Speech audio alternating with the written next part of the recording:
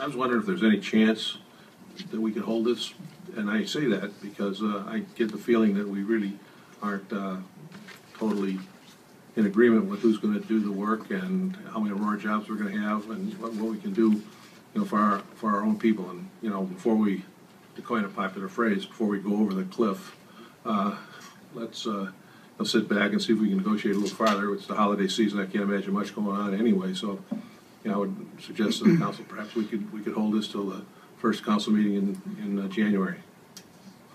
Any other? There's not a motion. Is there any other question or discussion? Mr. Mayor. Yes. When I first heard about this project, this is an EB5 project, and I don't know if a lot of people know what this is. It's one of the few things that the federal government set up that actually makes a lot of sense and creates a lot of investment and capital into areas that would be difficult to be bank financed, and it also offers zero risk to the taxpayers, such as a TIF funded project would. This is how this is set up. These are foreign investors that the federal government set up for every $1 million, and it's a set amount, and it has to be a for-profit business. This will pay taxes. This is set up to make a profit. It's not a nonprofit, another nonprofit moving into Aurora. It's actually a profitable business. This is set up so that foreign investors will invest in our country in either infrastructure, into projects like this or other projects, creating jobs. And for every 10 jobs they create, they get a visa for one of their children to come to this country to go to college. It's an incredible program. It's something that Aurora should actually look at being more involved with, especially if we had turnkey projects to bring into something like this. You can, find capital at a very reasonable price, and this is not a huge payback for the individuals making these investments. And so it is a great opportunity for places like Aurora to raise capital on certain projects and be able to do things like this. It's, like I said, it's one of the few things that the federal government has set up through immigration that actually makes a lot of sense. The thing that really kind of concerns me, and what I saw some things go on in this issue, the delays are the worst thing for an EB5 program. There's a certain amount of time that they have to have the ground broken and be under construction. And when any type of delay could ruin the project, it could make some of the people in the LLC pull out because there's a time limit set by the government. That's a hard number, that time limit. We have every right to advocate for local people to get jobs and everything else, and I'm sure local people will be hired by this firm. A lot of people will be hired by this firm. And the unions have every right to advocate to get their jobs, and if the developer does not want to hire union stuff, the unions have every ability to deal with that. They can put up the rat, they can go out there and picket. Concrete's not going to be delivered to the job. Cranes won't show up on the job. The unions have every ability to get the attention of a developer. But it is not up to the city council to negotiate on behalf of the unions and then delay this so that, maybe a certain construction company might get the project in order to facilitate negotiations, or to force negotiations between a developer and the unions. That's a private matter between the unions and the developers. We're all for people here locally to get jobs, but at one point, government crosses the line when we start in getting involved in that and delaying projects because certain people are not getting the work. And when you have a certain contractor, facilitating this and getting involved in this, we're getting very close to crossing a line here. That's not the role of the government. And this is a good project. This is a good project in 129 that'll pay an awful lot of taxes for the city of Aurora. And it's a for-profit business, which we don't see a lot of in the city. Mr. Mayor. Alderman Peters. I'm not opposed to the project, and I understand what Alderman Lawrence is saying, but I'm saying that to ask for a couple of weeks here is not unreasonable. And I also have a little understanding of economy too. And when working men and women have good jobs and money in their pocket, it helps the whole economy. It helps school districts, it helps the businessman, helps the housing market, and it works. It's worked for a long time. So I'm not asking that for something unreasonable, but just a chance to work this out, because I guess they're close, but they have a ways to go. Any other, yes, Alderman Swett. Yeah, yesterday we had a meeting with the developers and some of the union representatives and the mayor's assistant chief of staff, Chuck Nelson. I think there was a meeting of minds, so to speak, when we spent about 2 hours together. And I think it was a very productive meeting from both sides, and listening to where the developers were coming from and where the unions were coming from. And I think the developer understands better today what's important to Aurora in our community. And I know there's some recent developments that have occurred that there's still working on.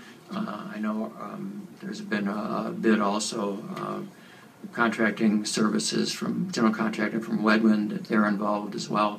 And I don't know, Chuck, did you want to come in and give a further summary as to our meeting to provide maybe some comfort level to the council?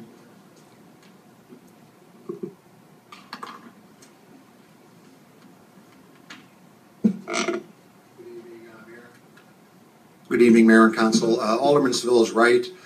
We had a very productive meeting yesterday morning, and I feel that, I think at this point, we're probably good to go.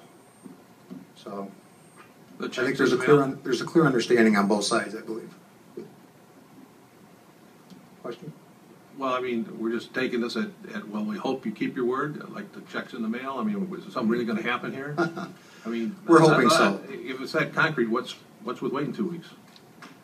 Well, I think there are some time constraints right now, and there have been certainly a number of discussions and meetings.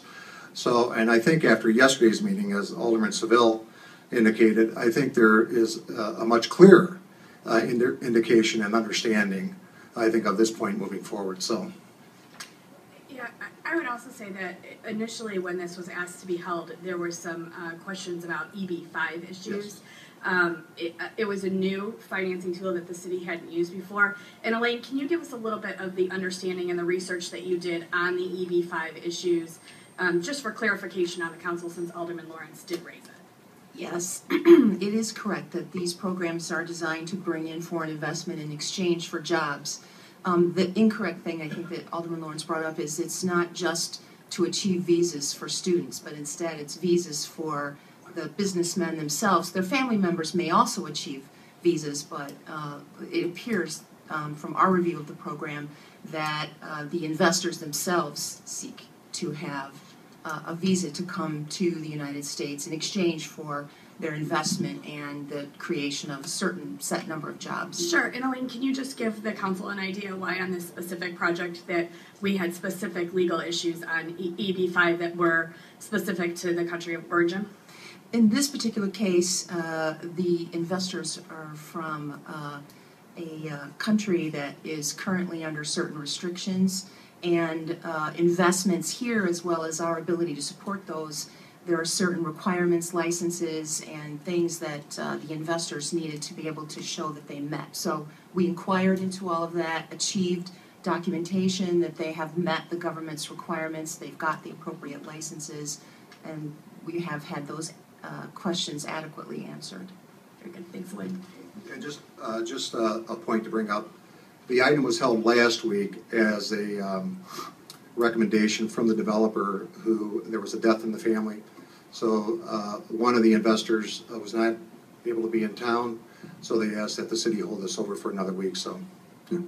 Which, Carrie, just to, the immigration, this is through immigration, they oversee that. If the documentation was not correct or the countries were restricted, this project would not be going forward because the investors would not be allowed to invest if they were not current and fully. It has nothing to do with the city of Aurora understanding the documentation, because it would not be even coming forward if it was not for immigration already passing this thing through and qualifying. It's actually a quite involved program. It is quite involved, and actually there's been litigation in other municipalities, and that's why we followed up on it here to make sure that we had all the appropriate documentation in our legal division, which wasn't previously submitted to us. But that other litigation was somebody getting out of an LLC, out of the LLC up in Elgin because of the delay, and they had to pull out of the EB5 program. But I got a question for Alderman Seville. You mentioned something. Why is it important to us that Wegman Construction is being involved in this? Well, they're one of, I think, 5 bidders involved, and I want to mention them because they're a local firm. What does that mean to us? It means jobs.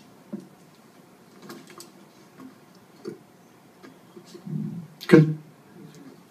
Alderman O'Connor. Mr. Nelson, don't walk away.